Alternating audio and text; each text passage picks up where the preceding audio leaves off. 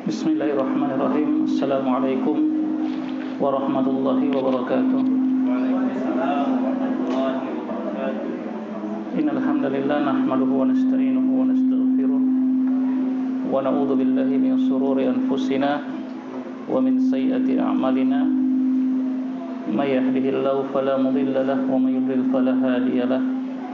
Asyhadu an la ilaha illallah wahdahu la syarika lahu wa asyhadu anna Muhammadan abduhu wa rasuluh sallallahu alaihi wa ala alihi wa ashabihi wa man tabi'ahum bi ihsanin ila yaumiddin, amma ba'd. Allahumma anfa'na bima 'allamtana wa 'allimna ma yanfa'una wa zidna 'ilma.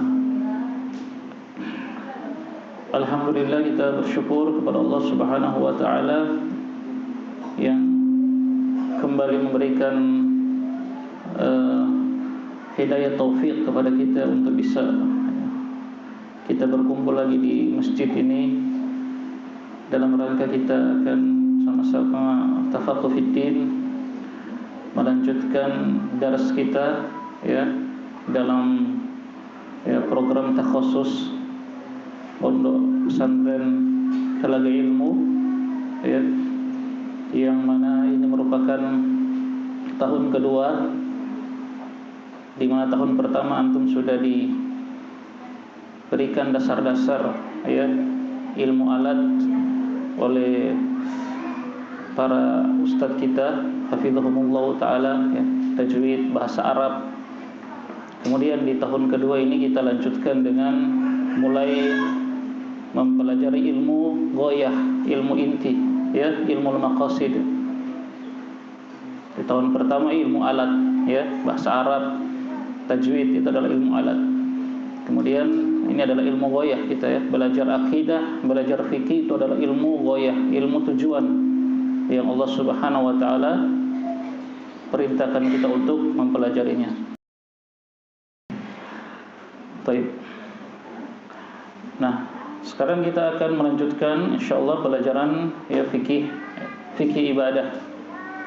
Ya, dalam ya, ketika kita mempelajari kitab-kitab fikih ya, itu para ulama mengklasifikasikan fikih itu ada beberapa kelompok. Ada fiqhul ibadah ya, fikih ibadah yang berkaitan dengan ya ibadah kita kepada Allah Subhanahu wa taala. Itu biasanya mereka memulai atau menyusunnya sesuai dengan rukun Islam ya, dimulai dari fikih salat ya, kemudian zakat, puasa, haji dan seterusnya. Kemudian ada lagi nanti fikih nikah ya, fikih nikah, fikih pernikahan atau fikhul usrah ya, fikih yang berkaitan dengan keluarga.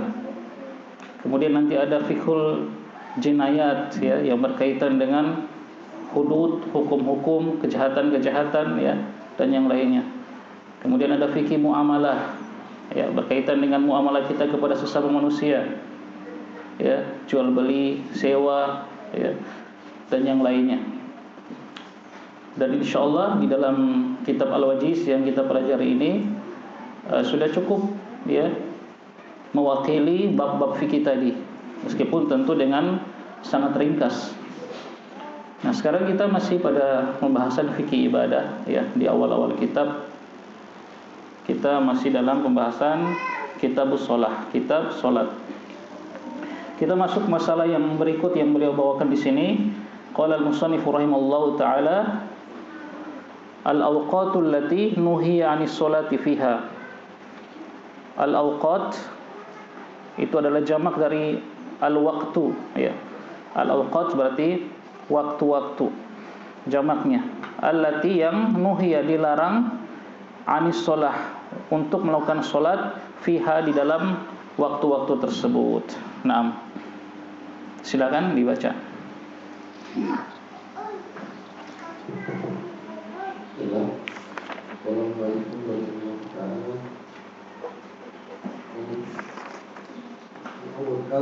Tapi nahi anis sholati fiha. Al-Uqbata bin Amin radhiyallahu anhu qala salatu sa'ati kana Rasulullah sallallahu alaihi wasallam yanhana an أصلي فيهن أو أن أذكر فيهن موتانا نعم. حين تطلع الشمس بديعها حتى ترتفع وهنا يكون قائم الطاهرات حتى تميل الشمس وهنا تضيع الشمس للغروب حتى تغرب. Nah, barakallahu fiik. Waktu-waktu yang dilarang sholat, dilakukan sholat di situ. Nah, sholat di sini maksudnya sholat sunnah, ya, sholat sunnah. An Uqbah, dari Uqbah bin Amir radhiyallahu anhu, dia mengatakan, salasu sa'atin kana Rasulullah sallallahu alaihi wasallam yanhana an nusalliya fihinna au an naqbura fihinna mautana. Salasu, ada 3 sa'atin, 3 waktu, 3 saat. Kana Rasulullah sallallahu alaihi wasallam nahana, di mana Rasulullah sallallahu alaihi wasallam nahana, melarang kami, an nusalliya fihinna, untuk salat di dalam 3 waktu tersebut, au an naqbura fihinna mautana, atau ya kami menguburkan pada waktu tersebut mayat-mayat kami, jenazah-jenazah kami. Jadi ini 3 waktu yang Nabi sallallahu alaihi wasallam melarang para sahabat dan juga tentu kepada kita, khitabnya kepada umatnya, untuk sholat di 3 waktu tersebut, dan dilarang untuk menguburkan jenazah pada 3 waktu tersebut. Kemudian ya Uqbah bin Amir radhiyallahu anhu melanjutkan, yaitu pertama, hina tatlu'us syamsu bazighatan hatta tartafi'a. Hina, ketika tatlu'us syamsu, sedang terbit matahari, ya, ketika matahari sedang terbit, ya, sedang keluar. Bazighatan hatta tartafi'a, sampai dia meninggi, ya, sampai dia meninggi. Itu waktu yang dilarang sholat, dan juga dilarang menguburkan, ya, mayit. Jadi ketika perhatikan, misalnya ini horizon, ya, horizon yang bisa antum lihat di laut, ya, horizon itu ya garis mendatar itu yang merupakan batas pandangan kita. Itu bisa dilihat di laut atau di padang pasir atau di gunung, di tempat yang tinggi, ya. Ketika matahari mau keluar begini, ya, keluarkan dia pelan-pelan. Ini adalah waktu yang dilarang. Ketika dia jalan mau keluar itu, ya, dan itu kan tidak lama, cuma beberapa menit saja. Terus dia jalan terus hatta tartafi, sampai dia naik, ya. Ketika dia sudah keluar terbit sempurna begini belum boleh, sampai dia naik. Nanti di dalam hadis lain setinggi tombak. Ketika dia setinggi tombak dari horizon. Jadi misalnya ini tombak setinggi beginilah. Nah, setinggi apa?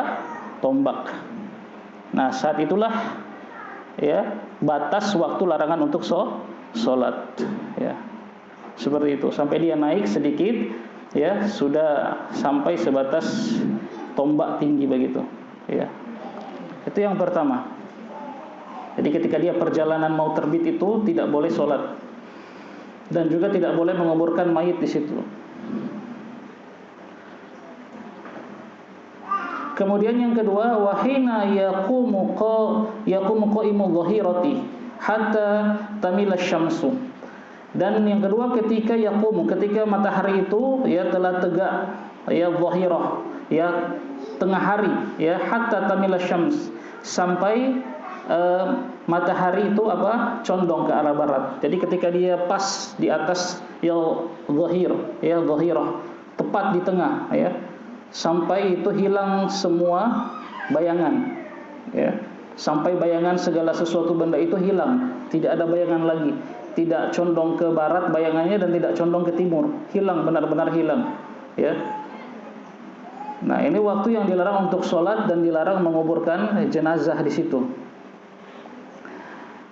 ya. Kemudian, dan itu tidak lama, paling berapa? 15 menit, ya.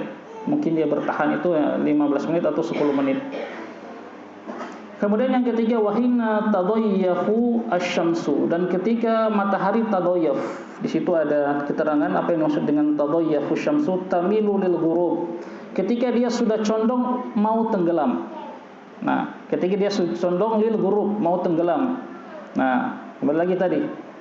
Ketika matahari mau tenggelam, lihat ya. Ini horizon, dia masuk. Ya, dia pelan-pelan masuk itu. Ini waktu dilarang. Ketika perjalanan dia masuk itu, dilarang sholat dan dilarang menguburkan mayit sampai dia hilang.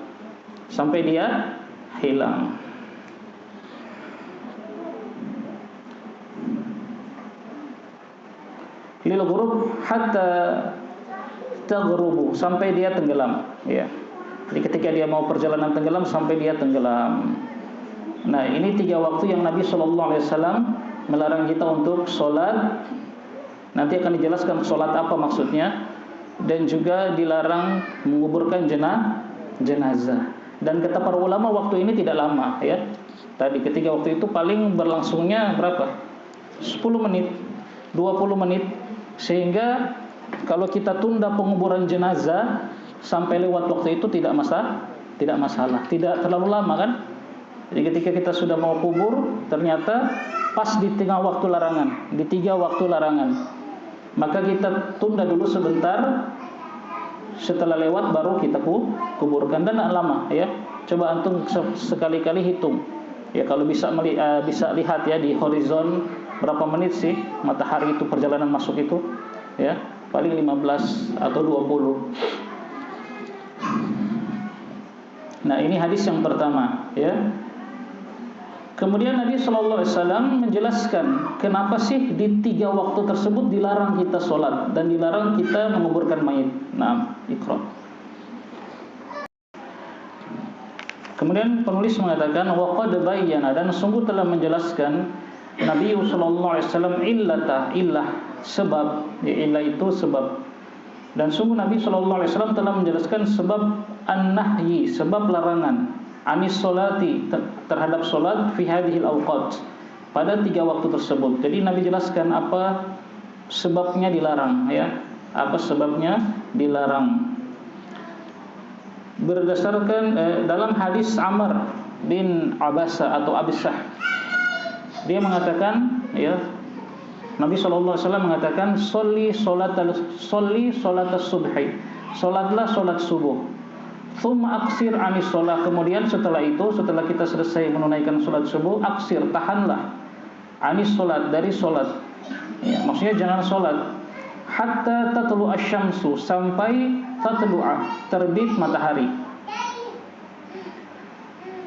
Kemudian hatta tartafi'a, sampai dia tinggi, ya. Tidak boleh sholat sampai matahari mau keluar, itu sudah dilarang sholat sampai dia meninggi. Fa innaha, nah di sini larangannya, di sini alasannya kenapa dilarang. Fa innaha tatlu'u hina tatlu'u baina qarnai syaitani. Karena sesungguhnya matahari itu ketika dia terbit, dia terbit di antara 2 tanduk syaitan. Ya, qarnai di situ apa? Isim musanna, qarnaini, ya kan? Ketika dia mudhaf dihilangkan nunnya, jadilah qarnai syaitan, begitu. Jadi masih ingat ya, ini mukhtarat, ya, ada mukhtarat, ada insyaallah. Dia tenggelam, terbit, masyaallah, ya. Karena sesungguhnya matahari itu ketika dia terbit di antara 2 tanduk syaitan. Nah, itu. Ini khabar dari Nabi SAW. Itu ilah yang pertama. Ketika dia terbit di antara 2 tanduk syaitan. Dan juga ya, alasan yang kedua, wahina idzin yasjudulaha al-kuffaru. Dan pada saat itu sujud kepada matahari orang-orang kafir, ya. Orang-orang kafir sujud kepada matahari ketika dia mau terbit. Nah, ini alasan yang kedua dilarang, agar tidak tasyabbuh dengan orang-orang musyrik kafir yang sujud kepada matahari, ya. Ini ilah yang kedua. Kemudian tsumma sholli, kata Nabi, kemudian setelah itu kalau matahari sudah terbit meninggi, maka sholatlah. ya, fa inna sholata masyhudatun mahduratun, karena sesungguhnya salat itu disaksikan dan dihadiri ya oleh malaikat. Hatta yastaqila dhillu biramhi, sampai yastaqil, ya berdiri tegak bayangan itu dengan tombak. Maksudnya bayangannya benar-benar tegak lurus dengan bendanya, sudah tidak condong ke kiri, tidak condong ke kanan, benar-benar tegak lurus dengan bendanya, sudah hilang ya. Tepat matahari di atas kepala kita. Nah, pada saat itu thumma aqsir anis shalah. Saat itu kata Nabi, tahan salat, tidak boleh salat. Fa innahu hina idzin tusjaru jahannam. Nabi jelaskan alasannya, ketika itu tusjaru, dipanaskan jahannam, api neraka, dipanaskan neraka. Nah, ini dilarang. Makanya untuk salat zuhur ya, ketika matahari sudah condong dan sudah masuk waktu sholat zuhur, disunahkan apa? Diakhirkan, karena panas itu hembusan neraka jahanam. Karena saat itu ya, ketika matahari istiwa di atas kepala itu, neraka jahanam sedang dipanaskan. Faidha aqbal al-fai, sampai ketika al-fai bayangan itu sudah akbar, sudah condong ke arah mana? Timur. Matahari kan sudah ke arah barat, maka bayangan condong ke timur. Fasolli, maka salatlah. Fa inna sholata masyhudatun mahduratun, karena salat itu disaksikan dan dihadiri. Hatta tusolli al-asra, sampai kamu salat asar. Nah, jadi terus sampai salat asar. Nah, setelah salat asar, tsumma aksir anis sholati, ya. Kemudian setelah salat asar, tahanlah dari salat. Dilarang lagi untuk salat. Hatta taghruba syamsu, sampai matahari tenggelam. Fa innaha, kemudian Nabi jelaskan ilahnya kenapa dilarang salat pada saat itu ketika matahari mau tenggelam. Fa innaha taghrubu baina qarnai syaitan, karena dia tenggelam di antara dua tanduk syaitan. Wahina idzin, dan pada saat itu yasjudu laha al-kuffaru, sujud pada matahari orang-orang kafir ya, orang-orang kafir sujud pada matahari. Nah, ini ilah pelarangannya. Ilah, alasan ya, alasan dilarang.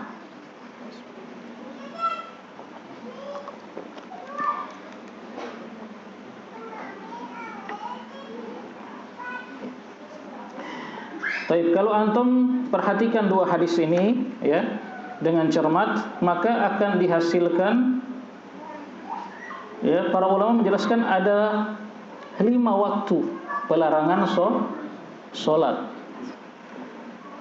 Ya, kalau di hadis yang pertama ada hadisnya Uqbah, ada berapa? 3. Adapun hadisnya Amr, hadisnya Amr bin Absah ini ada berapa? Nanti ada 5 ya. Jadi para ulama memberikan perincian yang tafsil, ada 5 waktu yang dilarang melakukan sholat. Sebagian ulama mengatakan 3 saja ya, tapi sebenarnya tidak bertentangan. Yang mengatakan 5 itu dia lebih ditafsir lagi. Yang mengatakan 3 ya sudah digabungkan. Yang mengatakan 5, pertama apa? Setelah sholat asar. 1, setelah sholat asar dilarang melakukan sholat sunnah. Yang kedua, ketika matahari mau tenggelam tadi ya, itu yang kedua. Yang ketiga, ketika matahari tepat di atas kepala kita, ketika hilang seluruh bayangan. Ulang dari awal. Pertama setelah sholat subuh dulu. Setelah sholat subuh ya, sampai setelah sholat subuh dilarang melakukan sholat sunnah. Yang kedua, ketika matahari mau terbit sampai dia meninggi seujung tombak. Ketiga, ketika matahari tepas di atas kepala, hilang seluruh bayangan. Keempat, setelah sholat asar.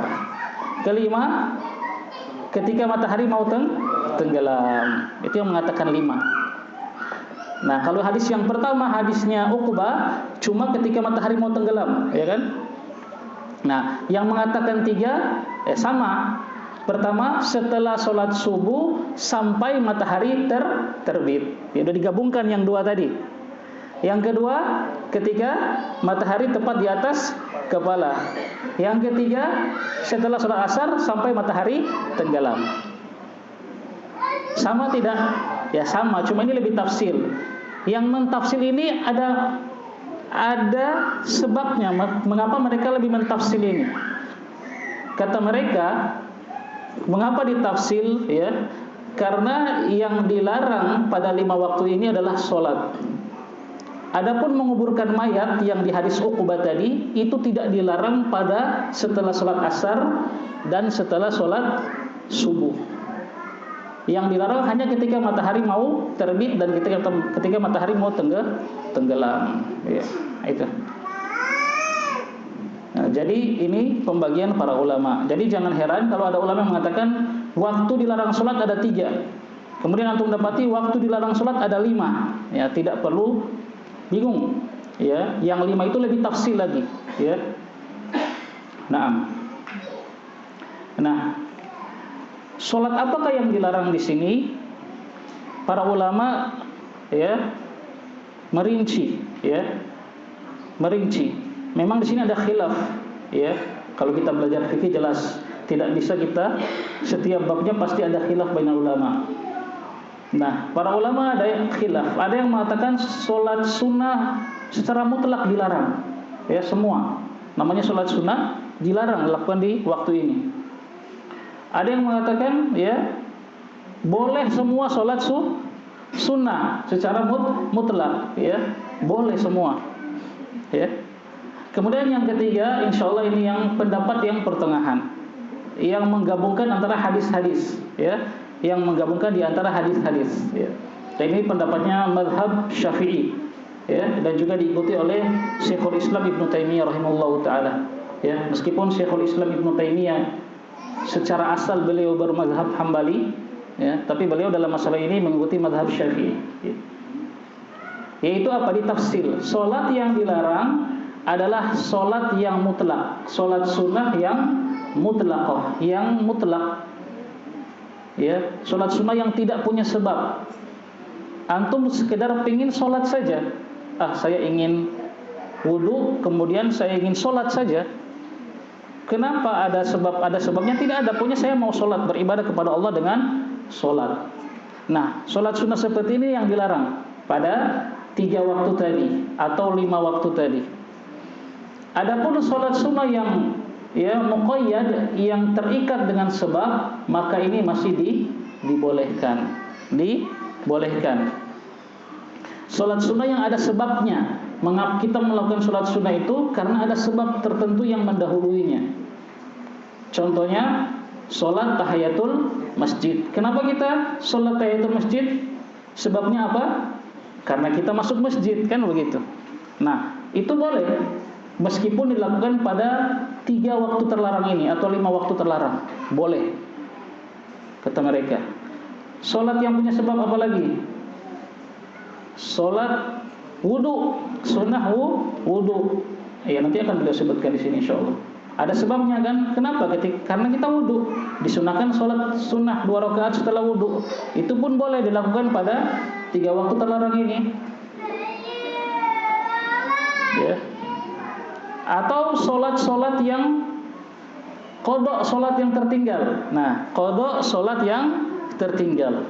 Antum ketiduran sholat asar, ya, tidur siang bablas, ya, tidak sholat asar sampai ketika matahari sudah mau tenggelam. Dalam perjalanan dia tenggelam. Nah, ini boleh antum sholat, tidak terlarang, karena itu sholat qada, ya, ada ilahnya, ada sebabnya, ya. Hadis yang kita bahas kemarin, ya, Nabi mengatakan barang siapa yang tertidur atau lupa dengan sholat, maka hendaklah dia kerjakan ketika dia ingat, seperti itu. Nah, kan mutlak Nabi mengatakan begitu, tidak dibatasi dengan waktu. Baik. Intinya sholat yang punya sebab itu boleh dilaksanakan pada 3 waktu terlarang tadi. Jadi antum jangan ragu ketika masuk masjid setelah sholat asar jam 5 antum masuk ke masjid misalnya. Tidak apa-apa sholat tahiyatul masjid, atau antum sholat sunnah wudu, atau yang lainnya. Nah, ini pendapat yang pertengahan yang menjamak antara atau menggabungkan antara hadis-hadis yang menyebutkan tentang hal ini, ya.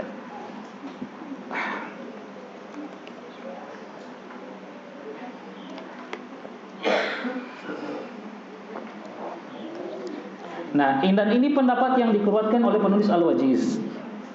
Ya, pendapat apa? Itu bolehnya sholat sunnah yang muqayyad, yang memiliki sebab pada waktu-waktu terlarang tadi. Ini pendapat yang dikeluarkan oleh Syekh di sini. Nah, kita baca kata beliau. Silakan. Amma zamanu yustasna min hadhihi nahyi. Nah, baca.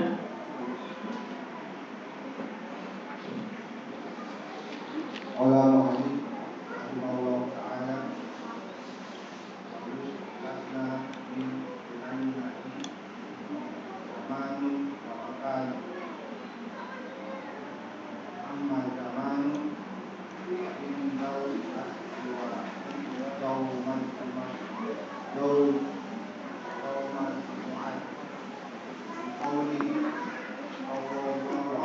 sallallahu alaihi wasallam.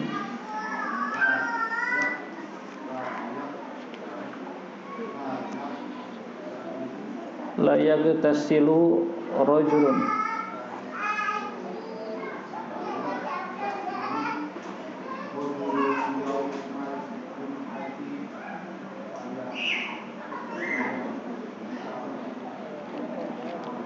fayatatahharu mastata'a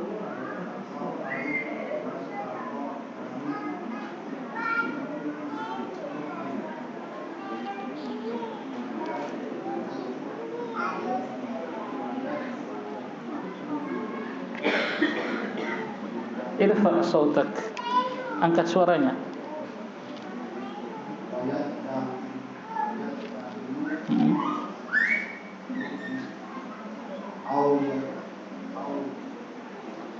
Ya masu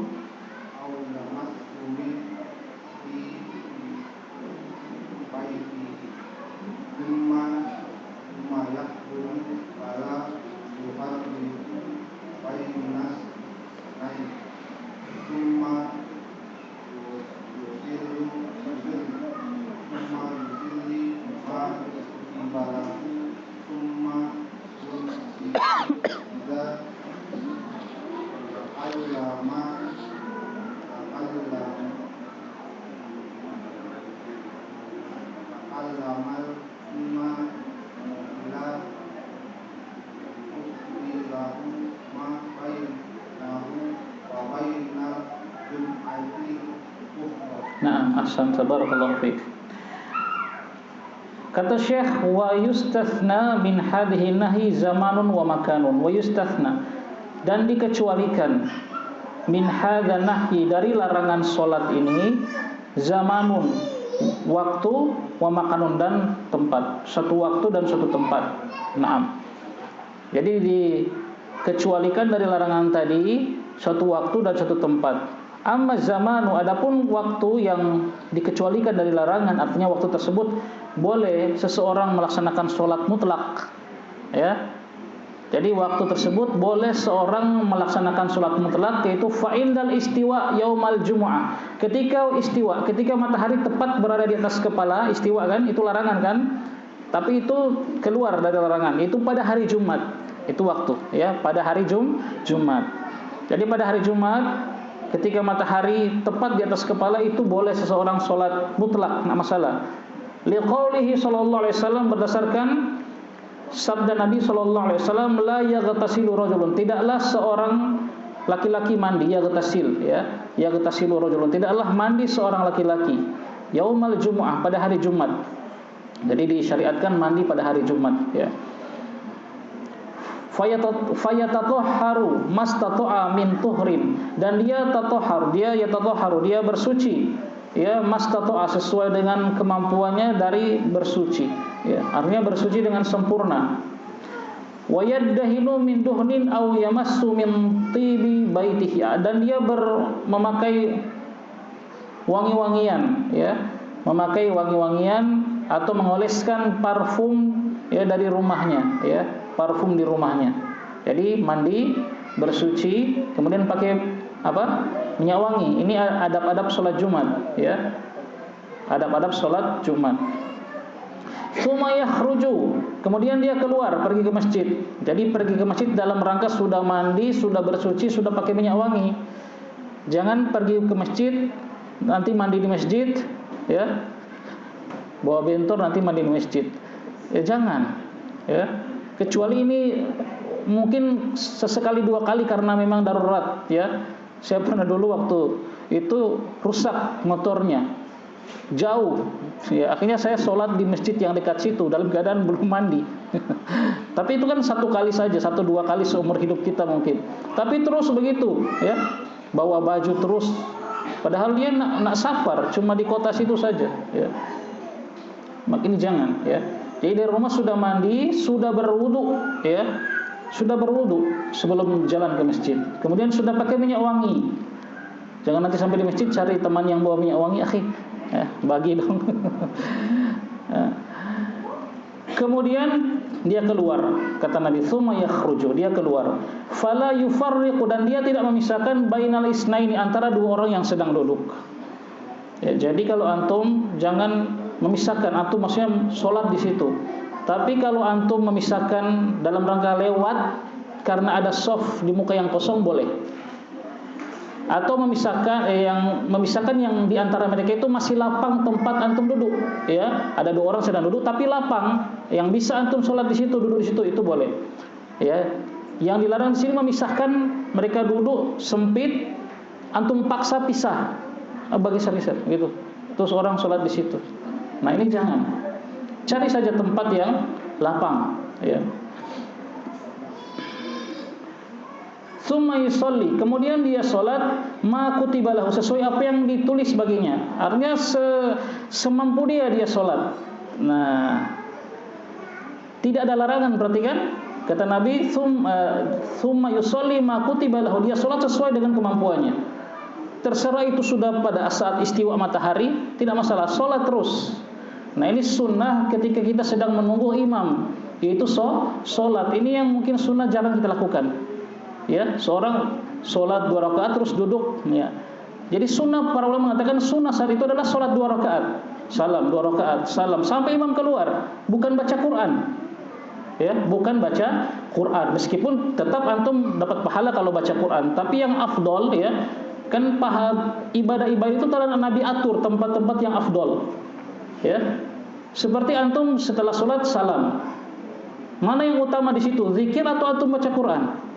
Zikir, ya, zikir lebih utama. Walaupun kita tahu bahwa Quran adalah yang paling utama, ya, zikir yang paling utama Al-Quran. Begitu juga ketika masuk, ya, ketika antum datang ke masjid hari Jumat, sholat 2 rakaat, salam, sholat lagi 2 rakaat, salam sampai imam keluar untuk khutbah. Ya, ini mungkin jarang kita lihat di sini. Kebanyakan kita lihat mereka membaca Al-Quran. Ya, tetap dapat pahala, insya Allah, tidak masalah. Tapi yang lebih utama, kita tentu mengejar yang lebih utama. Nah ini dah syahidnya. Kata Nabi, tsumma yusolli ma kutiba lahu, dia sholat sesuai dengan kemampuan dia. Nabi tidak membatasi sampai apa, matahari istiwa, tidak. Padahal saat itu kan ketika matahari mau istiwa kan, itu ketika mau masuk waktu sholat Jumat. Tapi Nabi tidak batasi, menunjukkan ini boleh, ya. Tsumma yansitu idza takallama al-imam, kemudian dia diam ketika imam sudah berkhutbah, ya, idza takallama al-imam, ketika imam berkhutbah. Ini juga sinyalir disunahkan yang menjadi khatib adalah yang menjadi imam, karena Nabi mengatakan idza takallama al-imam, maksudnya ketika imam berkhutbah. Jadi dia imam, dia khatib, dia imam, ya. Meskipun tidak terlarang kalau ada imamnya sendiri, khatibnya sendiri, tapi yang lebih, ya, mendekati sunnah seperti itu. Nah, apa yang akan dia dapatkan, ya, illa ghufira lahu, kecuali akan diampuni baginya. Lihat, ini kata para ulama, berarti untuk mendapatkan pengampunan itu harus melakukan semua syarat tadi. Karena ini Nabi memberikan, ya, istisna, illa ghufira lahu, kecuali akan diampuni baginya. Apa? Mandi dari rumah, bersuci dari rumah, memakai parfum dari rumah, keluar ke masjid, tidak memisahkan 2 orang yang sedang duduk, kemudian sholat sesuai kemampuan, 2 rakaat salam, 2 rakaat salam, kecuali akan diampuni dosanya antara ma bainahu wa bainal jum'atil ukhra, antara Jumat itu dan Jumat yang lalu. Itu amalan yang sangat ringan yang akan menghapus dosa kita selama 1 minggu. Subhanallah, dari Jumat lalu sampai Jumat ini.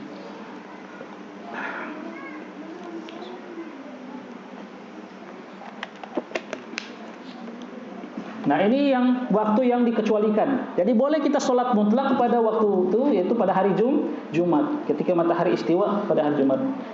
Ya.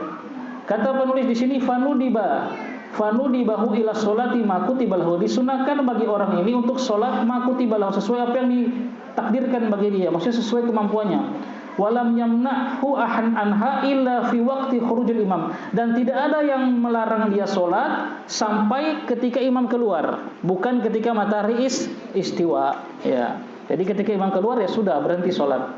Ya, ketika kita sedang sholat terus imam keluar, kita selesaikan dulu sholatnya. Ya, tidak lantas langsung berhenti. Setelah salam kita duduk, tidak lagi berdiri sholat ketika imam sudah naik ke atas mimbar. Ya. Walihada qala, oleh sebab itu telah berkata ghairu wahidan minas salaf, bukan satu orang dari para salaf, minhum di antara mereka Umar bin Khattab radhiyallahu anhu, ya, wa tabi'ahu alaihi al-Imam Ahmad, dan mengatakan juga mengikutinya perkataan tersebut Imam Ahmad rahimahullahu taala, ya. Mereka mengatakan apa? Para salaf mengatakan apa? Ini seperti kaidah, khurujul imami yamna'us salata wa khutbatuhu tamna'ul kalama. Ini antum garis bawahi itu adalah seperti kaidah, khurujul imami yamna'us salata wa khutbatuhu tamna'ul kalama. Khurujul imam, keluarnya imam, yamna'us shalah, mencegah salat, tidak boleh salat. Wa khutbatuhu tamna'ul kalam, dan khutbahnya dia mencegah berbicara. Tidak boleh, ya. Itu. Tidak boleh berbicara ketika imam imam khutbah. Ya, dia telah melakukan perbuatan sia-sia yang akan menghilangkan pahala salat Jumat. Rugi. Ya, sudah capek-capek tadi kita kumpulkan, ternyata berbicara, ya. Idza qulta li sahibika yaumal jumat wal imam yakhthub, ya, ansit faqad laghauta. Kata Nabi sallallahu alaihi wasallam, atau kama qala, jika kamu mengatakan kepada temanmu pada hari Jumat, diamlah, sementara imam sedang khutbah, maka sungguh engkau telah berbuat apa? Sia-sia. Hilang pahala salat Jumatnya. Ya, meskipun salat Jumatnya sah. Kalau mengatakan diam saja itu hilang pahalanya, apalagi orang yang berbicara. Naam. Dan ini mencakup semua perbuatan yang melalaikan dari mendengarkan khutbah, termasuk melihat HP, shooting imam dengan HP, ya. Ada yang sedang imam khutbah putar sampai belakang 360 derajat, sia-sia. Ya. Bagaimana kalau dengan isyarat? Ini pun khilaf bagian ulama. Ya, karena sebagian mengatakan dengan isyarat begini juga karena isyarat menempati kalam. Sebagian mengatakan tidak, ya. Kalau itu ringan dan tidak melalaikan dari mendengarkan khutbah. Makanya anak-anak itu benar-benar dikondisikan kalau membawa sholat Jumat. Jangan sampai mengganggu orang lain, yang membuat orang lain berbicara nyuruh diam anak kita. Akhirnya pahala orang tersebut hilang gara-gara anak kita. Ya. Kalau tidak bisa diam, mending jangan dulu bawa ke masjid. Ya. Jangan dulu bawa ke masjid.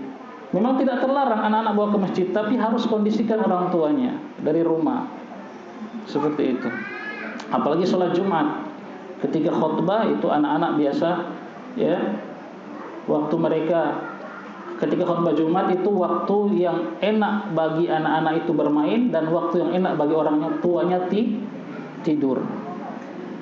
Nah, dan para sahabat sangat mencela orang yang tidur ketika sholat Jumat, ya, dengan celaan yang keras, ya, para sahabat dulu. Insyaallah nanti kita bahas pada bab sholat Jumat. Nah, ini waktu yang pertama. Adapun tempat, ya, makan, yaitu wa amal makan, baca. Adapun tempat yang dibolehkan keluar dari larangan tadi adalah, baca, belakang, putar belakang. Oh, loncat. Oh.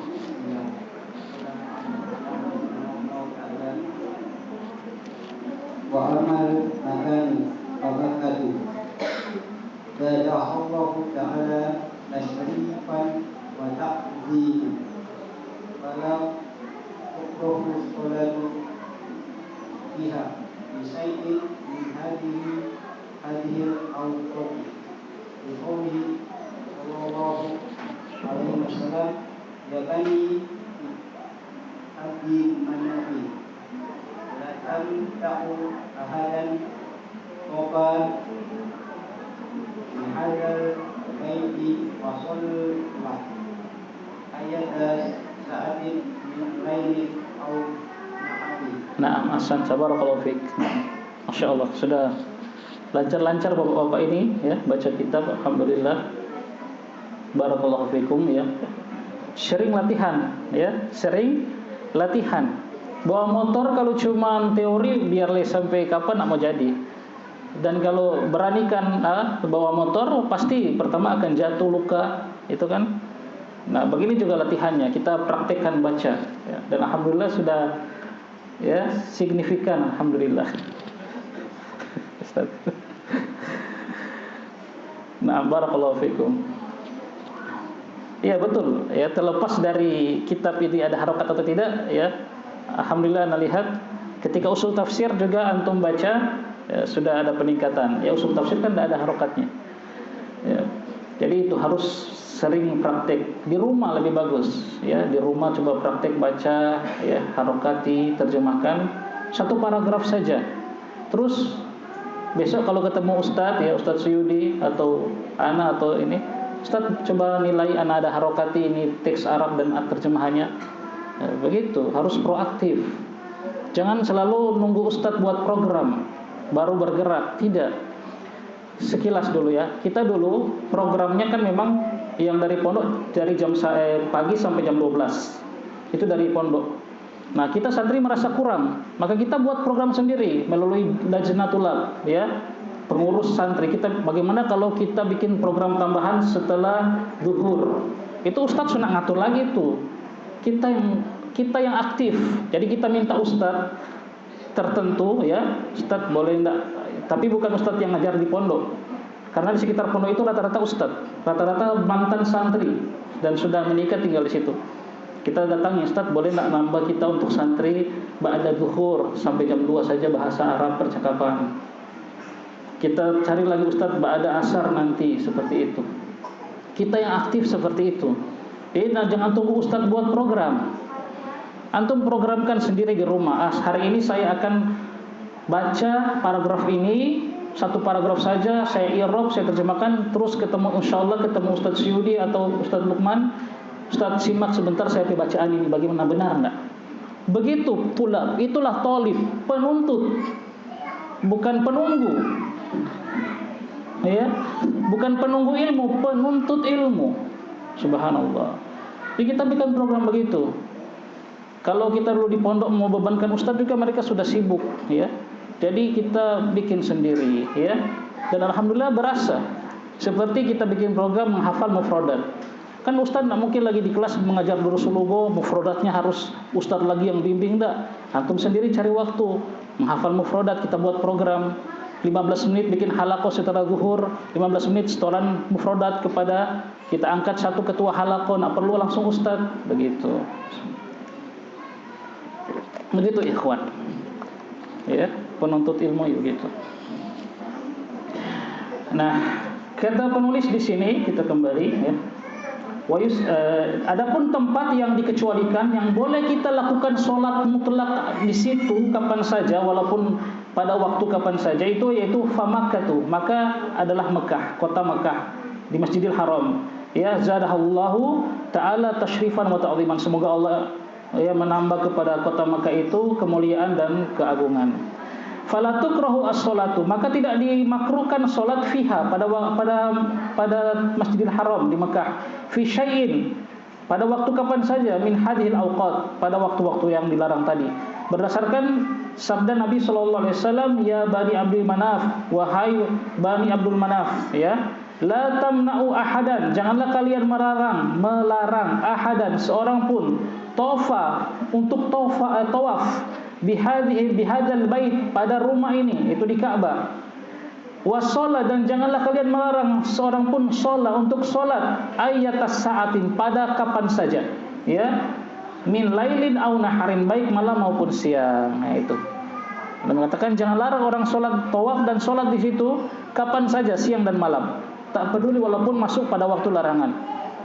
Itu. Ya, jadi kita disunahkan setelah tawaf, kan kita disunahkan untuk sholat 2 rakaat di maqam Ibrahim. Wattakhidhu maqama Ibrahima musalla. Jadikanlah maqam Ibrahim untuk sholat. Itu setelah kita tawaf. Nah, ini boleh dilakukan meskipun di waktu yang terlarang. Kemudian beliau mulai mengatakan, wassalatul manhiyu anha fi hadhil awqati hiya salatut tatawwu'ul mutlaqu alladzi la sababa lahu. Ya. Nah, ini antum garis bawahi. Ya, saya katakan tadi kan Syekh di sini penulis menguatkan salat yang dilarang itu adalah salat yang sunnah mutlak. Adapun yang salat punya sebab tidak dilarang. Wassalatu, adapun salat al-manhiyu yang dilarang anha darinya fi hadhil awqat pada waktu-waktu ini, dia adalah salatut tatawwu, salat sunnah al-mutlaq. Salat sunnah mutlak. Apa itu salat sunnah mutlak? Beliau katakan alladzi, yaitu salat yang la sabab, tidak ada sebab baginya. Itu. Fayajusu, maka boleh fi hadhil awqat pada waktu-waktu ini qada'ul fawaid, ya, mengqada' salat-salat wajib yang tertinggal, ya, fardhah, ya, kanat au nafilatan, atau nafilu, atau mengqada' salat nafilahnya, maksudnya salat rawatibnya boleh, ya, mengqada' salat rawatib, ya, dari salat fardu tadi. Berdasarkan sabda Nabi sallallahu alaihi wasallam, man nasiya salatan, barang siapa yang lupa salat, falisolli, maka salatlah idza dzakaraha, ketika dia mengingatnya. La kafarata laha illa dzalika, tidak ada tebusan baginya kecuali itu. Nah, berarti salat yang punya sebab seperti qada, ya, atau qada salat wajib, atau qada salat rawatib, atau qada, atau salat-salat yang lain yang tadi kita sebutkan yang ada sebab, maka itu boleh. Ya, kama tajusu as-salatu aqibal wudu, sebagaimana boleh juga salat setelah wudu, ya, salat setelah wudu. Nah, baca dulu kama tajusu, silakan. Bismillah.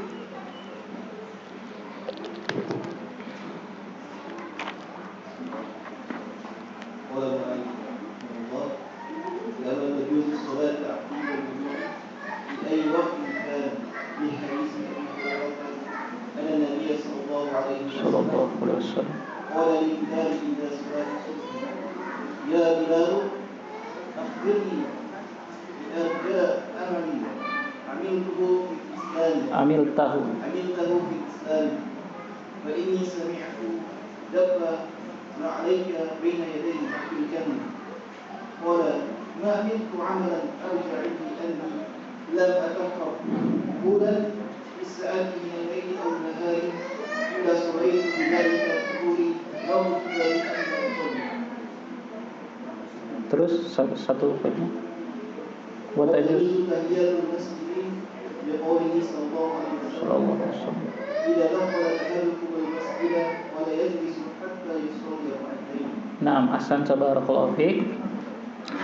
Kama tajuzu, sebagaimana boleh juga as-salatu, salat aqibal wudu, salat di akhir wudu, maksudnya di setelah wudu, ya, karena ada sebab. Fi ay waqtin kana, di waktu kapan saja. Berdasarkan hadis Abu Hurairah radhiyallahu anhu, anna Nabiyya sallallahu alaihi wasallam qala, Nabi sallallahu alaihi wasallam bersabda kepada Bilal, ya, Bilal bin Abi Rabah, sahabat yang mulia, ya. Ketika sholat subuh, Nabi mengatakan begini kepada Bilal, ya Bilal, wahai Bilal, akhbirni, beritahukan kepadaku, kabarkan kepadaku, bi arja amalin, tentang amal yang paling engkau harapkan, ya, arja itu isim tafdil, yang paling engkau harapkan dari amal. Amil tahu, yang telah engkau amalkan, ya, amal yang paling engkau harapkan, yang telah engkau lakukan, fil Islam, dalam Islam. Kenapa Nabi bertanya begitu? Fa inni, karena sesungguhnya aku mendengar dafana alaika, suara langkah sandalmu, baina yadaya, di hadapanku, fil jannah, di surga. Nah, ini juga menunjukkan Nabi sallallahu alaihi wasallam itu hafal dengan gerak-geriknya sahabat, ya. Antum kalau berteman lama dengan orang, dengar DP suara sandal, so tahu ini fulan ini. DP gaya bajalang begini nih, kayaknya dia ini, ya. Dengar DP kokehe saja so tahu, oh ini teman saya, ini fulan. Nabi tahu, ya, mendengar suara sandalnya Bilal di surga. Qala, maka Bilal mengatakan, ma amiltu amalan, tidak ada amalan yang aku lakukan, arja indi, yang lebih aku harapkan, yaitu kecuali anni lam atatahharu, lam atatahhar, ya, lam ada amil jazm, tidaklah aku bersuci, tahuran, dengan suatu bersuci, fi saatin, di waktu kapan saja, min lailin, pada malam hari, au naharin, atau siang hari, ya, beliau berwudu, kecuali sholaitu bidzalika tuhur, kecuali aku sholat dengan, ya, perbuatan bersucinya aku itu, ma kutiba li, apa yang dituliskan bagiku an usolli, untuk sholat, ya. Jadi ini kata Bilal, amalan yang paling aku harapkan, ya, tidaklah aku bersuci, berwudu pada siang maupun malam hari, kecuali aku sholat, ya, sesuai dengan apa yang ditakdirkan untukku. Nah, ini disunahkan sholat, ya, setelah wudu. Nah, dan juga boleh tahiyatul masjid, boleh juga sholat tahiyatul masjid, ya. Berdasarkan sabda Nabi SAW, idza dakhala ahadukumul masjidah, jika telah masuk salah seorang di antara kalian ke masjid, fala yajlis, maka janganlah dia duduk, hatta yusalliya raka'ataini, sampai dia sholat 2 rakaat.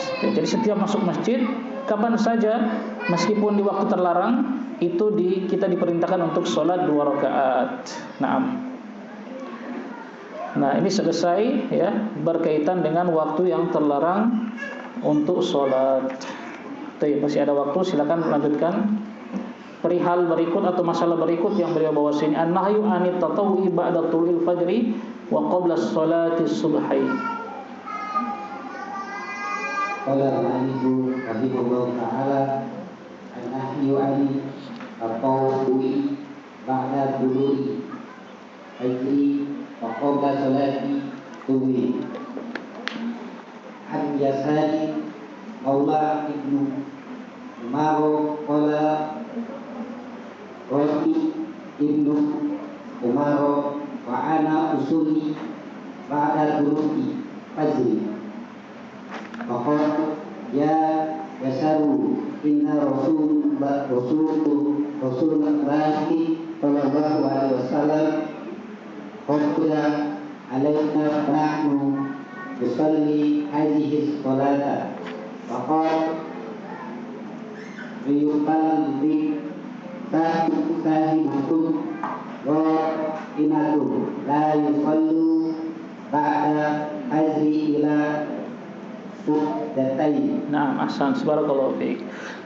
Permasalahan berikut beliau mengatakan an-nahyu, larangan, anit tatawwi, dari melakukan sholat sunnah, ba'da tulu'il fajri, setelah terbitnya fajar shadiq, yang menandakan masuknya waktu subuh, wa qabla sholati subhi, dan sebelum sholat subuh. Jadi tidak ada sholat sunnah, ya, setelah terbit fajar shadiq dan sampai sebelum dilakukan sholat subuh, ya. Jadi tidak ada sholat sunnah antara, ya, kalau kita sederhanakan, antara azan subuh sampai sholat subuh. Tidak ada sholat sunnah kecuali 2 rakaat. Kecuali 2 rakaat. Yang dilarang di sini adalah melebihkan dari 2 rakaat. Ya, saking semangatnya sampai sholat sunnah terus sampai 8 rakaat misalnya sambil menunggu imam. Ini tidak ada sunnahnya seperti itu. Dibatasi hanya 2 rakaat. Berdasarkan hadis Yasar Maula Ibnu Umar, Yasar mantan budaknya Ibnu Umar, ya. Qala, dia mengatakan, Ro'ani Ibnu Umar, telah melihat saya Ibnu Umar. Ibnu Umar melihat kepada saya. Wa ana usolli, ketika aku sedang sholat, ba'da tulu'il fajri, setelah terbitnya fajar shadiq, ya. Jadi setelah terbitnya fajar shadiq sudah masuk waktu sholat subuh, ya, setelah azan, Yasar ini sholat dan dilihat oleh Ibnu Umar. Kemudian Ibnu Umar mengatakan kepadanya, "Ya Yasar, wahai Yasar, inna Rasulullah sallallahu alaihi wasallam kharaja alaina." Sesungguhnya Rasulullah sallallahu alaihi wasallam pernah keluar kepada kami, wa nahnu nusolli hadha salat, dan kami sedang salat, ya salat ini yang kau lakukan, ya. Faqala, maka Nabi mengatakan, bersabda, liyuballigh syahidukum ghaibakum, hendaknya yuballigh, menyampaikan, syahidukum, orang yang hadir di antara kalian, ghaibakum, kepada orang yang tidak hadir di antara kalian. Sampaikan, ya, yang hadir sampaikan kepada yang tidak hadir. Apa itu? La tusallu ba'dal fajri, janganlah kalian salat setelah fajar shadiq terbit, illa sajdatain, kecuali 2 kali sujud, maksudnya kecuali 2 rakaat. Jadi yang dilarang sini adalah melebihkan dari 2 rakaat, ya. Cukup 2 rakaat saja, ya. Qabliyah subhi, salat sebelum subuh, ya, 2 rakaat saja. Jadi kalau antum masuk masjid, langsung gabungkan antara tahiyatul masjid dan qabliyah subuh. Gabung saja, masuk masjid, ya, niat salat qabliyah subuh, ya, dan disertai juga tahiyatul masjid. Karena tahiyatul masjid itu bukan salat yang Nabi katakan salatlah tahiyatul masjid, kan tidak, ya. Nabi hanya mengatakan idza dakhala ahadukumul masjidah fala yajlis hatta, ya, sampai dia salat 2 rakaat. Ya, 2 rakaat ini 2 rakaat apa saja, yang penting 2 rakaat, ya. Boleh qabliyah subuh, boleh, ya, qabliyah zuhur boleh, ya. Jadi itu. Jadi cuma 2 rakaat qabliyah subuh. Jangan kita menambah lagi. Ya. Pernah juga apa? Kisah, kalau tidak salah, Ibnu Mubarak, ya, Ustaz, yang dia apa? Melihat orang itu salat setelah qabliyah subuh, antara azan dan salat subuh itu lebih dari 2 rakaat. Dia salat terus. Maka dilarang oleh Ibnu Mubarak kalau tidak salah, ya. Sa'id bin Musayyab. Naam. Barakallahu fiik. Ya. Al-Imam, ya, Sa'id ibnu Musayyab dilarang. Maka orang tersebut ingkar, membantahlah begitu, ya. Apakah Allah akan mengazabku karena salatku, katanya? Ini kan salat, ya. Apakah Allah akan azab aku, kan ini salat, masa diazab, ya. Inilah mainstream. Mainstream itu apa? Cara berpikirnya orang yang suka berbuat bid'ah. Ini kan salat, masa mau diazab? Ini kan sholawat, ini kan baca Quran, ini kan tahlilan, ini kan seterusnya. Masa mau diazab? Ini sudah ada pemikiran begini dari zaman, ya, tabi'in. Saat Sa'id ibnu Musayyab sudah ada. Masa Allah mau azab aku karena aku sholat, ya? Apa kata beliau? Allah akan mengazabmu bukan karena sholatmu, walakin yu'adzibuka ala khilafi sunnah, tapi Allah akan mengazabmu karena kamu menyelisihi sunnah. Tuh. Nah, ini para salaf, ya, kuat dalam mengingkari bid'ah.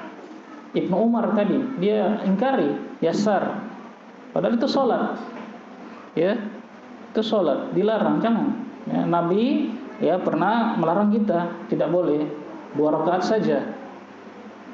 Gitu. Baik. Nah, terus, ya, an-nahyu min anitatau idza uqimatis shalah. Terus permasalahan berikut, baca. Kita selesaikan nih kitab salat, tinggal 1 paragraf sebelahnya, 3. Nah, baca.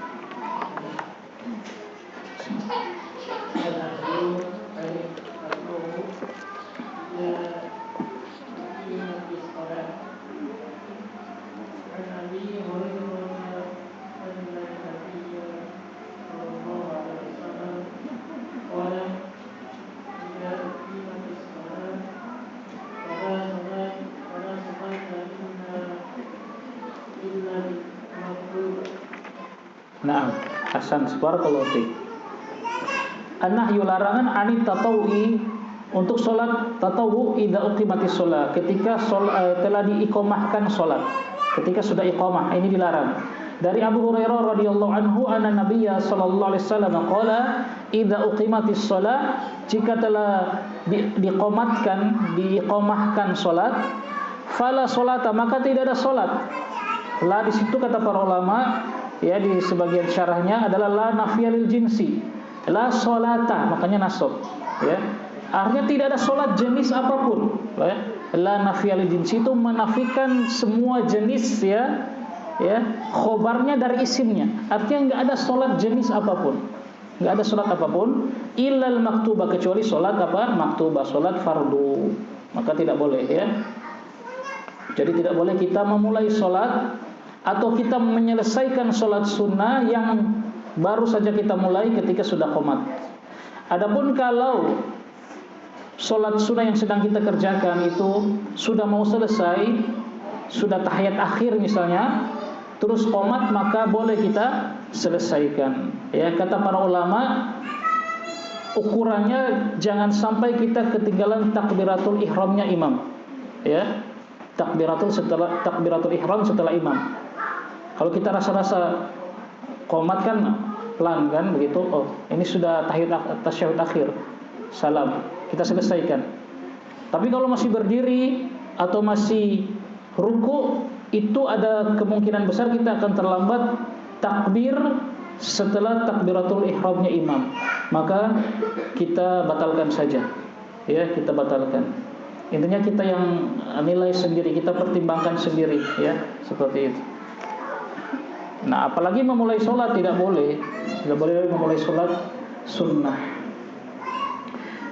Kemudian al-mawadhi'ul lati nuhiya 'anis sholati fiha. Sekarang waktu-waktu yang tempat-tempat yang dilarang untuk sholat di situ. Nah, kalau tadi waktu, sekarang tempat. Silakan.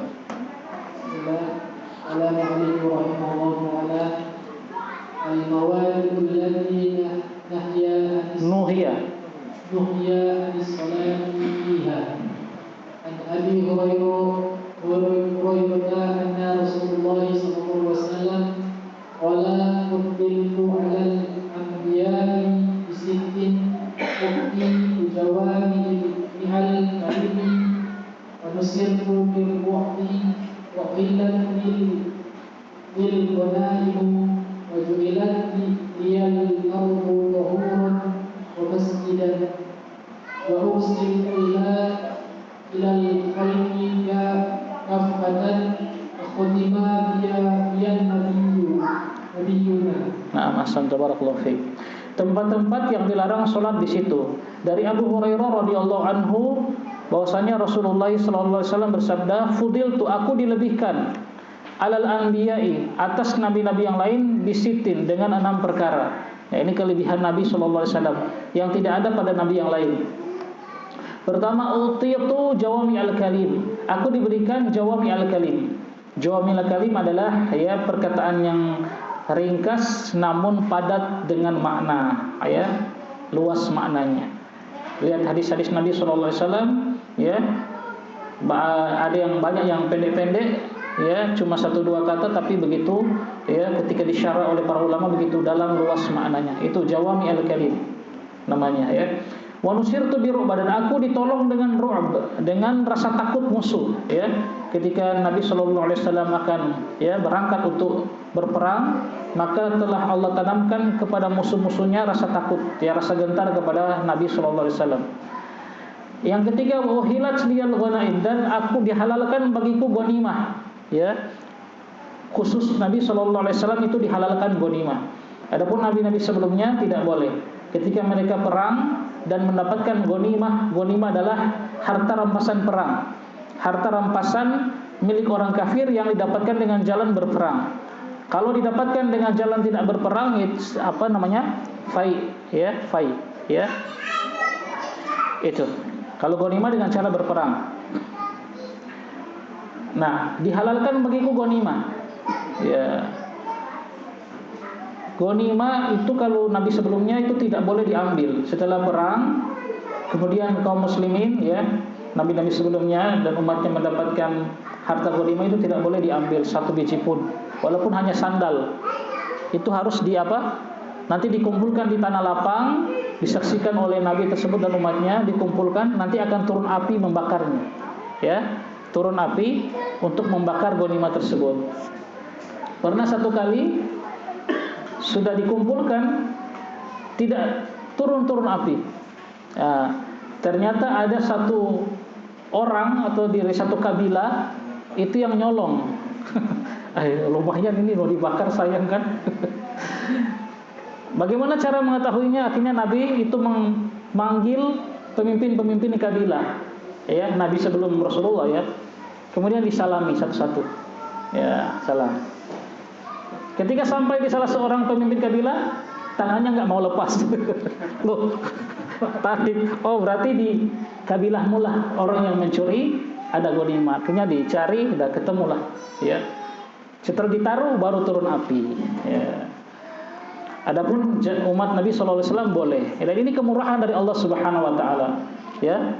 Meskipun motivasi berjihad itu bukan ghanimah, ya, tapi ini Allah berikan, ya. Allah berikan kebaikan dunia dan kebaikan akhirat bagi orang yang mau berjihad, ya. Dan jihad melawan orang kafir itu ada terus sampai hari kiamat, tidak dimansuh, tidak dihapus, ya. Kan ada terus. Tapi ini berkaitan dengan kemampuan kaum muslimin, ya, kemampuan kaum muslimin. Itu yang keempat. Keutamaan atau kelebihan yang keempat. Kemudian yang kelima, dan dijadikan bagiku bumi itu tahuran, suci, ya. Wa masjidan, dan sebagai tempat sholat. Bisa di mana saja kaum muslimin dia mendapati waktu sholat dan di situ tidak ada masjid, ya sholat di situ, ya. Berbeda dengan umat terdahulu, tidak boleh sholat kecuali di gereja-gereja mereka atau kuil-kuil mereka, ya. Mereka harus beribadah di situ. Kalau umat Islam di mana saja. Ini kemudahan dari Allah Subhanahu Wa Taala, sehingga tidak ada alasan apa kita sampai meninggalkan sholat.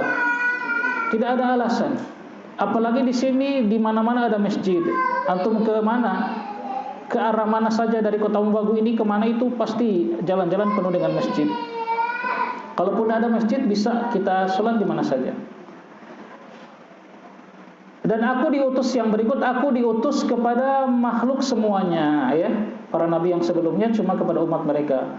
Wa khutima biyan nabiyyun, dan ditutup denganku para nabi, kenabian dan juga kerasulan. Ya.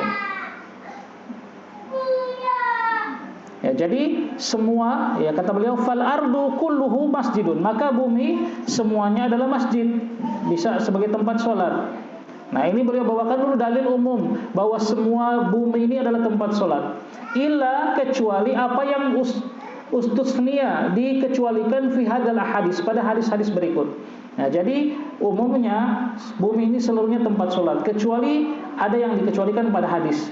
Ya, silakan Bu Zat baca An-Jundub terakhir.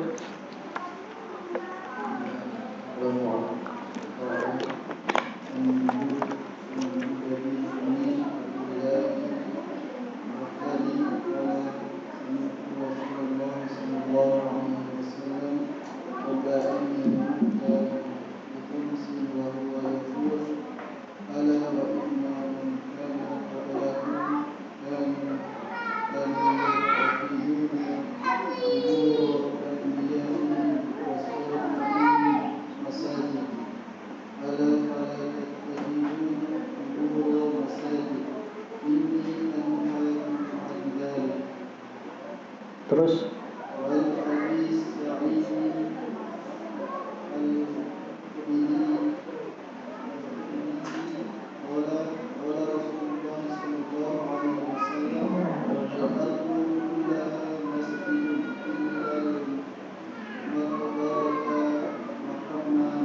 nah, ahsan, barakallahu fiik.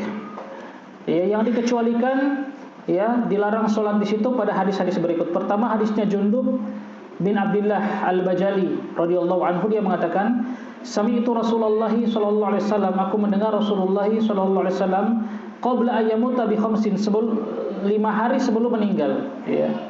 5 hari sebelum meninggal, ini termasuk pesan-pesan terakhir Nabi sallallahu alaihi wasallam. Berarti pesan-pesan yang sangat penting. Wa huwa yaqul, dan beliau bersabda, ala wa inna man kana qablakum kanu yattakhiduna qubur anbiya'ihim wa salihihim masajida. Ketahuilah sesungguhnya orang-orang sebelum kalian, ya, mereka itu biasa yattakhiduna, menjadikan kuburnya nabi-nabi mereka dan orang-orang saleh mereka sebagai masjid, sebagai tempat beribadah. Jadi itu perbuatan orang-orang dahulu, maksudnya Yahudi dan Nasrani, ya.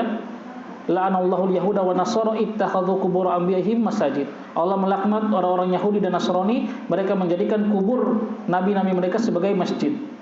Ya, para ulama dalam berbagai syarah ini menyimpulkan masjid di sini umum, maksudnya sebagai tempat beribadah. Nah, ini dilarang karena kubur bukan tempat beribadah, bukan tempat sholat, bukan tempat baca Quran, bukan tempat berzikir, bukan. Ketahuilah kata Nabi, orang-orang sebelum kalian menjadikan kubur nabi mereka dan orang-orang soleh mereka masjid. Ala fala tattakhidul qubur masajid. Ketahuilah, janganlah kalian menjadikan kubur sebagai masjid. Ini dilarang, ya. Ini anhakum an dzalik, sesungguhnya aku melarang akan hal tersebut, ya. Nabi sallallahu alaihi wasallam ini ditegaskan, ya, larangannya. Beliau sudah mengatakan fala tattakhidul qubur masajid. Ini sudah larangan. Beliau tegaskan lagi, ini sesungguhnya aku melarang dari hal tersebut. Ya, ini tidak boleh. Karena menjadikan kubur sebagai tempat beribadah itu wasilah menuju kesyirikan, ya. Itu ilahnya. Sebagai wasilah akan menuju kepada kesyirikan, ya. Minimal bid'ah. Kalau sampai dia memalingkan ibadah itu kepada penghuni kubur, ya, doa dan yang lainnya, maka jadilah syirik akbar. Yang pertama, kubur. Kemudian hadis Abu Sa'id Al-Khudri radhiyallahu anhu, dia mengatakan Rasulullah sallallahu alaihi wasallam bersabda, "Al-ardu kulluhu masjid." Bumi itu semuanya masjid, illal maqbara, kecuali pekuburan. Nah, ini lagi semakin menguatkan tadi. Wal hammam, dan kamar toilet, kamar mandi, WC. Itu tidak boleh. Ya, tempat pemandian, ya. Hammam itu tempat pemandian. Masuk di sini WC, kamar mandi, tidak boleh sholat di situ, ya. Ilahnya ya jelas, tempat itu najis, apalagi WC tempat, ya, yang disukai syaitan, jin, ya, maka dilarang. Kemudian dari Bara' bin Azib radhiyallahu anhu, dia mengatakan su'ila Rasulullah sallallahu alaihi wasallam anis sholati fi mabarikil ibil. Rasulullah ditanya tentang bolehkah sholat di mabarik, tempat menderumnya, tempat tidurnya onta-onta, ya, kandang onta. Faqala, maka Nabi mengatakan la tusallu fi mabarikil ibil fa innaha minasyayatin. Janganlah kalian sholat di tempat kandang-kandang onta atau tempat menderumnya onta, karena sesungguhnya dia adalah dari syaitan, ya, minasyayatin. Itu tidak boleh, ya. Wasuila, kemudian beliau ditanya anis sholati fi marabidil ghanam. Nah, kemudian beliau ditanya tentang sholat di tempat, ya, kandang-kandang ghanam, ya, kambing. Faqala, maka beliau berkatakan shollu fiha, sholatlah di dalamnya, fa innaha barakah, karena di situ ada keberkahan. Baik. Nah, ini 3 tempat larangan, ya. 3 tempat larangan. Yang pertama apa? Kubur. Yang kedua hammam, tempat pemandian, masuk juga toilet, WC. Yang ketiga apa? Tempat kandang onta. Para ulama mencoba menjelaskan hikmahnya banyak sekali, ya, tapi ini sudah selesai. Yang intinya sebagian bahkan ada yang menyimpulkan ini ilahnya itu apa? Tauqifiyatun, ya, ilahnya. Kenapa Nabi mengatakan kandang onta itu syaitan, sementara kandang kambing ada berkahnya? Ini wallahu alam kata para ulama. Itu tauqifiyah, ya. Ibadatul mahdo, murni ibadah yang tidak bisa dicerna dengan akal, ya. Jadi kenapa sih onta itu ini setan, ya? Tapi ada sebagian ulama yang memberikan beberapa faedah atau hikmah kenapa dilarang di ini onta itu, dikatakan dari syaitan. Nah, al-muhim, ya, ini yang bisa kita ambil dari hadis tadi tentang 3 tempat yang terlarang. Ya, sudah jam 12 tepat, alhamdulillah, ya. Kita akhiri. Perlu tanya jawab? Ada pertanyaan? Ibu-ibu? Tidak ada, alhamdulillah.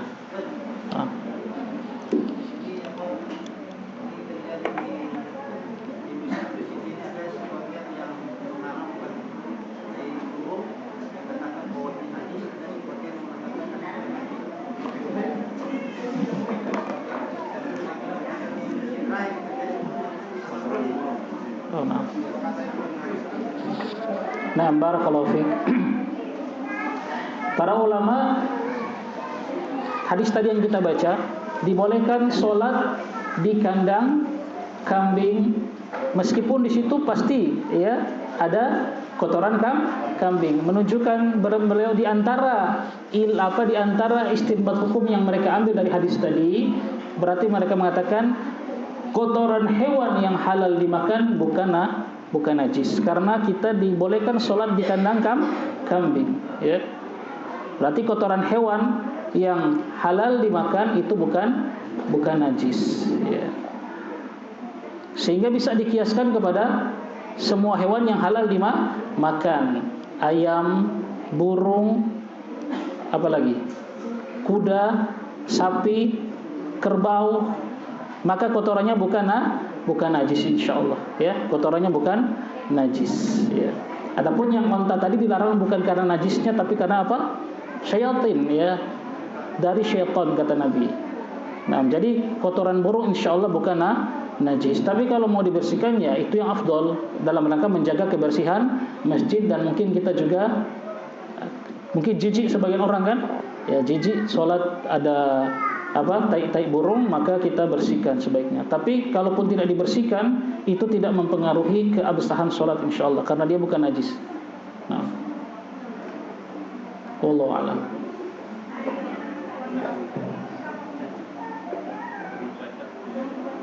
Maksudnya dari sholat di rumah, sedangkan di rumah itu bukan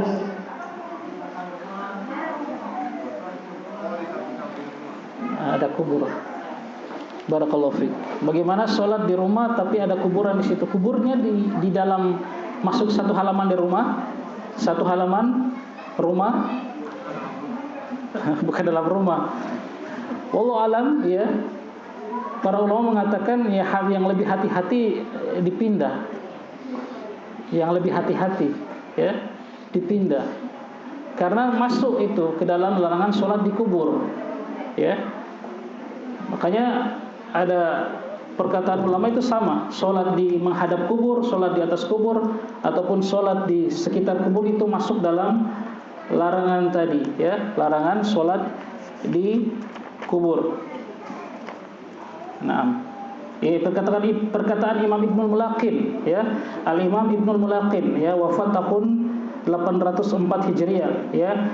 Beliau menyimpulkan hadis-hadis yang melarang sholat di kubur itu sama, baik sholat di atas ataupun menghadap kuburan ataupun sholat di sekitar kuburan walaupun membelakangi kuburan, misalnya kuburannya di belakang, misalnya, tidak menghadap, atau sholat di sekitar kuburan, maka ini tidak ada bedanya, dilarang oleh Nabi SAW. Kalau rumah kita, sekitar rumah kita sudah terlanjur ada kubur, ya yang lebih hati-hati dipindahkan kuburannya, dipindahkan ke pekuburan umum yang lebih hati-hati. Kalau kita mampu. Kalau kita tidak mampu, ya coba buat bagaimana sampai terpisah dari rumah. Dibuat pagar sampai terpisah dari halaman rumah. Jadi kesannya kuburnya itu memang di luar rumah, di luar halaman rumah. Ini seperti itu, ya. Wallahu alam. Ini memang orang-orang tua dulu menguburkan itu tidak di pekuburan, dikuburkan di rumah, di sekitar rumah, ya. Begitu yang saya tahu, ya. Para ulama menjelaskan seperti itu. Wallahu alam.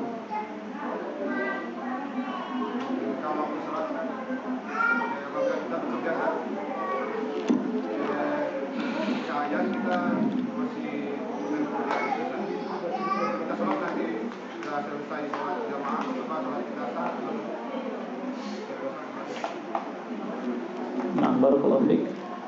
Maksudnya antum tertinggal sholat jamaah karena pekerjaan, tidak bisa ditinggalkan sesaat.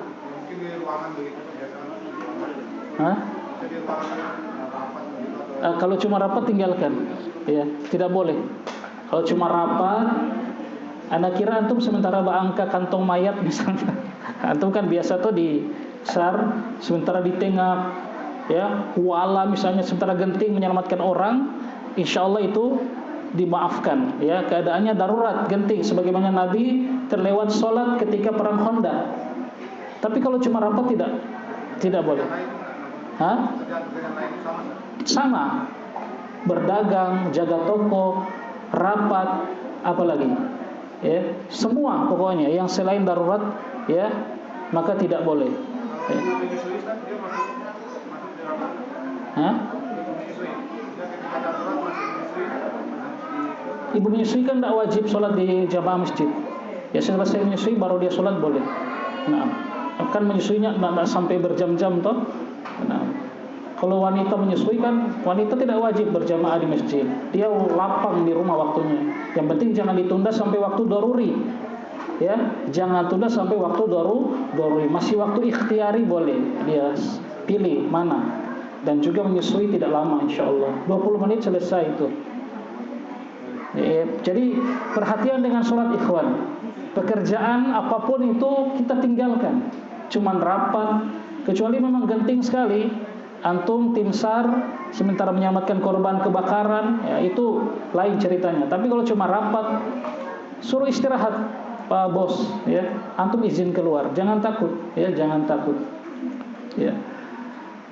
Kalau antum punya pendirian begitu di kantor, orang akan segan. Paling antum cuma bicara, tapi akan segan, ya. Tapi kalau kita tidak punya pendirian, ya mereka tidak akan ini. Ya, pegang, afwan, saya mau keluar Pak, sholat ini waktu sholat. Dan anda, insyaallah antum tidak akan di apa-apain, ya Allah akan jaga, ya. Kita tinggalkan pekerjaan apapun, semua pekerjaan. Nah, tapi kalau darurat, antum sementara basemprot pemadam kebakaran, basemprot api, tiba-tiba azan, sudah, antum tinggalkan masalah, ya. Darurat ini, sementara saya mati api, ya. Tapi setelah lapang waktunya, maka segera, ya, lakukan sholat. Fa idza tma'nantum fa aqimus sholat. Ya, jika sudah tenang kata Allah, maka dirikanlah sholat. Nah, saya rasa ini saja. Wallahu taala alam bisawab. Kita akhiri subhanakallahumma wa bihamdika asyhadu an la ilaha illa anta astaghfiruka wa atubu ilaik. Wassalamualaikum warahmatullahi wabarakatuh.